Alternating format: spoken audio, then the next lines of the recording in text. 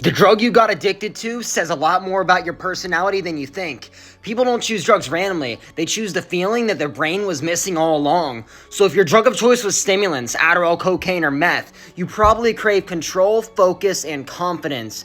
Your mind wanted speed, clarity, and power because stimulants attract people who feel restless, driven, and internally chaotic. You didn't want to escape your life. You wanted to become more of what felt like you.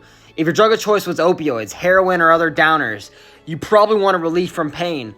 Not just physical pain, but emotional pain. Opioids attract people who feel deeply and carry heavy emotional weight, that want to silence the mind, the loud voice that's going on in their mind.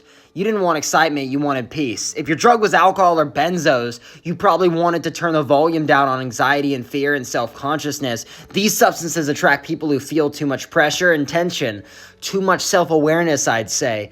You didn't want to disappear, you wanted to feel normal. Now, if your drug of choice was marijuana or psychedelics, you probably wanted meaning, connection, or escape from this rigid reality of yours. These substances attract people who are introspective, imaginative, and sensitive to the world around them. Sometimes it's curiosity, and sometimes it's loneliness. Sometimes it could even be the desire to feel something deeper than everyday life. And if your drug was people, attention, validation, relationships, love, pornography, hookups, you probably fear emptiness more than anything. Some people don't get addicted to substances, they get addicted to feeling wanted. They chase connection the way others chase chemicals because silence feels very dangerous to them.